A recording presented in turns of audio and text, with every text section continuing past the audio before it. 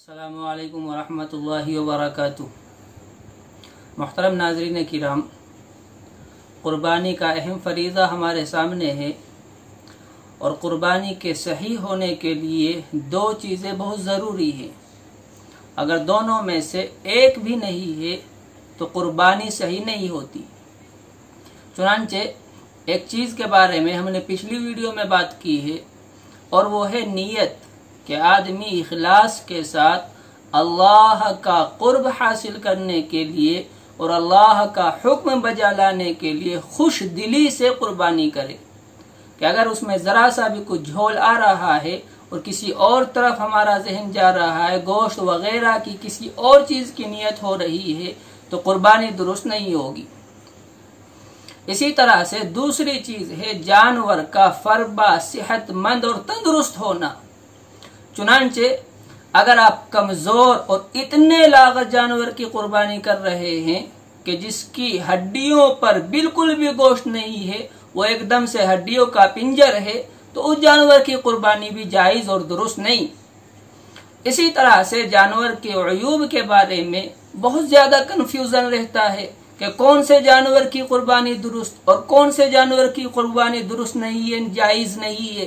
चुनांचे आखिर वक्त तक लोग फोटो भेजते रहते हैं कि जिस जानवर में ये ऐब है इसके साथ कुर्बानी हो जाएगी या नहीं, इसमें ये ऐब है इसके साथ कुर्बानी हो जाएगी या नहीं। तो इस चीज में बड़ा कंफ्यूजन रहता है। आइए आज हम इस छोटी सी वीडियो में इस कंफ्यूजन को और इस मसले को बिल्कुल साफ और वाज़ह कर देना चाहते हैं। तो मेरे दोस्तों, आप जरा ये देखें कि जानवर के आज़ा कौन कौन से हैं। आप अगर देखें तो आंख है, नाक है, कान है, जानवर के सींग हैं और फिर हाथ पैर है, दुम है। ये जानवर के आज़ा हैं, दांत है, जीभ है। तो आप एक तरफ से ले लें, आप पहले दांतों को ले लें, देखा जाएगा कि जानवर के दांत सही सालिम है या नहीं। अगर उसके दांत सारे ठीक हैं तो इस जानवर की कुर्बानी करना जायज है। एक दो टूटे हुए हैं तो उससे कोई फर्क नहीं पड़ता। हाँ, अगर इतने दांत टूटे हुए हैं कि जानवर खुद से खा नहीं सकता, खुद से चर नहीं सकता, तो फिर इस जानवर की कुर्बानी दुरुस्त नहीं है। जीभ कटी हुई ना हो, चुनांचे अगर जीभ कटी हुई है तो इस जानवर की कुर्बानी भी दुरुस्त नहीं है। आगे चलें, नाक देखें, नाक सही सालिम और ठीक होनी चाहिए। अगर नाक कटा हुआ जानवर है तो उसकी भी कुर्बानी दुरुस्त नहीं। इसी तरह से कान देखे जाएंगे कि कान जानवर के सही सालिम और दुरुस्त हैं या नहीं है। चुनांचे अगर वो ठीक है, बिल्कुल भी कटे वटे हुए चिरे हुए नहीं है, तो जानवर की कुर्बानी जायज है। लेकिन अगर जानवर का कान कटा हुआ है तो अब देखेंगे कि कितना कान कटा हुआ है।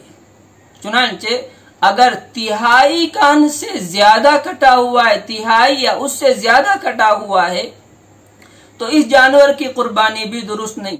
आप उसको ऐसे समझ लें कि कान मसलन 3 इंच का है, तो अगर 1 इंच जानवर का कान कटा हुआ है तो इस जानवर की कुर्बानी दुरुस्त नहीं, क्योंकि तिहाई कटा हुआ है। और अगर चिरा हुआ है तब भी उसकी कुर्बानी जायज नहीं है। एक सूरत इसमें यह होती है कि चूंकि जानवरों का व्यापार करने वाले लोग बहुत सारे जानवर एक साथ लाते हैं, तो कभी कभार निशानी के तौर पर जानवर के कान में सुराख कर देते हैं। तो इस सुराख से कोई फर्क नहीं पड़ेगा, इस जानवर की कुर्बानी दुरुस्त है। और अगर ये भी ना हो, बिल्कुल सही सालिम हो, तो ज्यादा अच्छा है। अब आगे चलें, जानवर के सींग देखें। अब सींग में 2 सूरतें होती है। एक ये है कि जानवर के पैदाइशी ही सींग नहीं, तो इसका कोई मसाला नहीं, इस जानवर की कुर्बानी दुरुस्त है। और अगर सींग तो जानवर के थे लेकिन कहीं लड़ाई भिड़ाई में किसी तरह से टूट वूट गए, तो अब देखेंगे कि सींग बिल्कुल जड़ से उखड़ गया है, यह सिर्फ ऊपर से कुछ टूटा है। तो अगर ऊपर से टूटा हुआ है तो इस जानवर की कुर्बानी दुरुस्त है। और अगर वो जड़ से उखड़ गया कि दिमाग तक उसका असर पहुंच गया है, तो अब इस जानवर की कुर्बानी दुरुस्त नहीं। आगे चलें, जानवर की दुम देखें कि दुम सही सालिम होनी चाहिए, लिहाजा अगर दुम कटी हुई है तो देखेंगे कि कितनी कटी हुई है।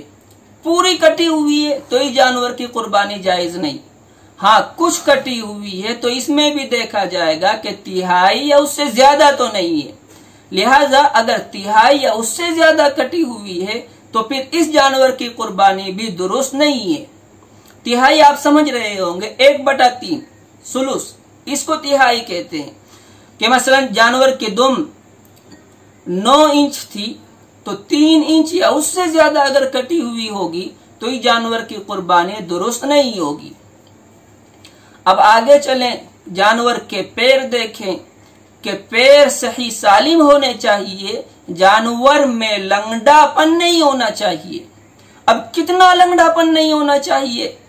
तो लिखा है कि इतना लंगड़ापन कि वो खुद से चल करके चरागाह तक, कुर्बान गाह तक न जा सके, तो इस जानवर की कुर्बानी दुरुस्त नहीं होगी। और अगर ऐसा है कि हल्का फुल्का लंगड़ापन है, हल्का फुल्का वो लंगड़ाता है लेकिन चल लेता है, तो इस जानवर की कुर्बानी दुरुस्त है। अब एक चीज बाकी रह जाती है और वो ये है कि जानवर थन वाला है, लिहाजा इसे भी सुने कि अगर जानवर थन वाला है तो देखेंगे कि वो 2 थन वाला है या 4 थन वाला। अगर 2 थन वाला जानवर है तो उसके दोनों थनों का सही होना जरूरी है, और अगर 4 थनों वाला जानवर है तो उसके कम अज कम 3 थनों का ठीक होना जरूरी है। लिहाजा अगर 2 थन वाले जानवर का 1 थन या 4 थन वाले जानवर के 2 थन खराब हैं तो इन जानवरों की कुर्बानी दुरुस्त नहीं है। तो ये तो हुए जानवर के मोटे मोटे से अयूब कि कौन सा ऐब कितना हो तो जायज है और कौन सा ऐब कितना हो तो जायज नहीं है। मैं समझता हूं कि यहां तक आपको बात समझ में साफ तौर पर आ गई होगी। अब आगे चलें, जानवर में देखा जाएगा कि जानवर को कोई बीमारी तो नहीं है, चुनांचे अगर कोई ऐसी बीमारी उसको लाहिक है कि जिसमें उसके मर जाने का, उसके जाये होने का अंदेशा है, तो इस बीमारी से जब तक ये जानवर ठीक नहीं होगा इसकी कुर्बानी दुरुस्त नहीं होगी। इसी तरह से जानवर ने इतना ज्यादा खा लिया है कि उसका पेट अफर गया है, अब वो न खा रहा है न पी रहा है, तो जब तक इसका ये पेट ठीक नहीं होगा, वो खाना पीना शुरू नहीं कर देगा, इस जानवर की भी कुर्बानी दुरुस्त नहीं। आगे 2 मसाले और सुन लें।